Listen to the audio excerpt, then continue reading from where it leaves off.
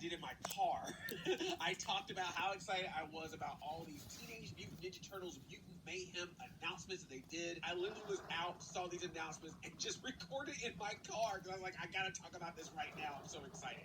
But now that I'm back home, now that I'm calm, now that I actually have more light on me, I thought I would talk a little bit more about all the different characters as well as the cast members that are voicing these characters in this movie. So I know that people come from different generations of Teenage Mutant Ninja Turtles, so I know that sometimes some characters might be more familiar with certain people than other characters. So I'm not going to give any like deep dives here, but just some basic ideas of who certain characters are, and also some ideas of who some of the actors that are in this movie, in case you don't know their previous work, to know why they might have been chosen to be in this. So let's talk about the Turtles themselves. Yeah, they got young people to voice all the Turtles, which I think was a smart move, especially if you're going to try to make a franchise out of this. Leonardo is voiced by Nicholas Cantu, who was the voice of Gumball in The Amazing World of Gumball. He's also done voice acting for Sophia the First, Dora and Friends, so making him the leader of the Turtles. I'm guessing Leonardo's the leader in this one. Already got some voice credentials behind him. Raphael is going to be voiced by Brady New. Now, he is the voice of Greg in the current Diary of a Wimpy Kid animated movies that Disney Plus has been making. He's also in the movie Good Boys and shows like Boardwalk Empire, The Mighty Ducks Game Changers, and now he's Raphael, so he's got the credits. Give him a break. Micah Abbey is the voice of my main nerdy turtle, Donatello. Micah was one of the stars of a Nickelodeon series called Cousins for Life. Now he's promoted from cousin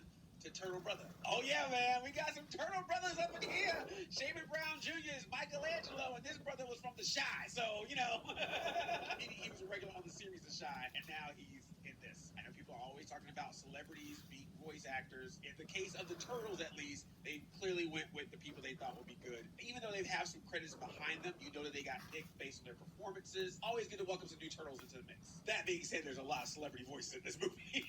This movie saw your Super Mario Bros. Movie and was like, oh, we're gonna take it up a notch. Jackie Chan is Splinter. I didn't think I needed this, but once I heard this, I was like, perfect. You want someone to be that wise mentor. You want somebody to have that feeling of knowledge, to be able to educate and mentor the Turtles, and I think Jackie Chan is perfect for that. So sometimes Splinter is a human, Hamato Yoshi, who gets turned into a rat, and then sometimes he's an actual rat that mutates into a humanoid mutant rat. As much as I love like the Ninja Turtles movie that did the rat thing and some other iterations, I always kind of like it when he's a human that gets mutated into a rat, because I feel like that gives him like a little bit of a backstory, extra backstory. Do you have that Hamato Yoshi and Rokusaki Splinter Shredder connection? So I would like to see that happen, but hey, we'll see what the movie does. But Jackie Chan I thought was a great choice. Like the moment I heard it, I was like, yes, yes, cosign. Ioe Devery is voicing April in this. She's the current voice of Missy on the animated series Big Mouth. IMDb is also saying that she's going to be in the Thunderbolts movie, the Marvel Thunderbolts movie, and she's also a regular on the TV series The Bear, so you may have seen her on there. There have been many iterations of April throughout the various Ninja Turtle series. She's been an adult in some, she's been the same age as the Turtles in some, she's been a couple years older than the Turtles in Rise because she ended up going to college. There's also been different looks for April. Judging from the actress they chose, I feel like we might be getting a continuation from what they did with her in Rise,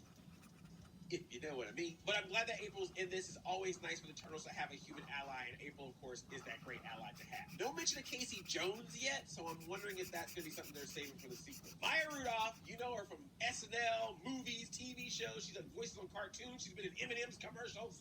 She's in everything. She is Cynthia Utrom. Like I said in the previous video, the Utroms are the alien race, usually from Dimension X. Some people will probably know them more as Krang or the Krang. And in various iterations of Ninja Turtles, both in comic books and in cartoons, the Utroms have been responsible for the mutagen. So I'm assuming to have Maya Rudolph in here playing a character named Cynthia Utrom, that probably the Utroms are the reason we're going to have the mutagen that makes the Turtles and everyone else. The mutant mayhem, as it were. Now, the fact that they gave her a name, Cynthia Utrom, I have a theory.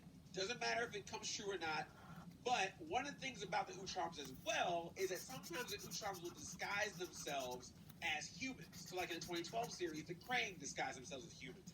In the 2003 series, there's a very major character that ended up being an Utrom. No spoilers. So I'm wondering if that's going to be the case with Cynthia. Are we going to see her originally as a human, and then throughout the course of the movie, we find out that she's actually an Utrom in disguise? And then you have Giancarlo Esposito as Baxter Stockman. Yes, Giancarlo Esposito from The Mandalorian, Breaking Bad, Better Call Saul. He's done a bunch of voiceover work as well. He is Baxter. Great choice. Now, if I remember correctly, in the IDW comic book series, Baxter Stockman actually worked with Krang, trading off Dimension X technology and mutagen to do experiments. In return, Krang is like, hey, Baxter, when I need you to do this for me, you better do it. Show me results. So I'm wondering if we're going to get that kind of relationship in this movie with Baxter Stockman and Cynthia Neutron. Casting Giancarlo Esposito makes me feel like we're going to get 2003 series / IDW comic series Baxter Stockman vibes, which if y'all don't know, Baxter Stockman in that era is like menacing and wild. Like, he's very Starscream, like, oh, I'm gonna follow you, boss, when you here, but then I'm gonna just do what I want to do when you leave. Now, it's pretty well known in the 80s animated series that Baxter Stockman gets turned into a fly. But in this movie, they have a character called Superfly, get it, voiced by Ice Cube. So the question is, will Baxter Stockman in this movie turn into a fly, or is Superfly a completely different character? I questioned this in my previous video, and I had a couple of you write my comments to remind me that in the IDW comics, they actually did have them as separate characters, technically. Baxter Stockman made a character called Flyborg, which was part fly and part cyborg, and also a double reference to Baxter Stockman himself. Because in the 80s series, Baxter Stockman turned into a fly. In the 2003 series, he turned into a part human, part machine. I have a feeling they're going to be separate characters, but who knows? I'm very excited for Baxter Stockman to be in this movie. Oh, and just in case you missed it, let me say it again.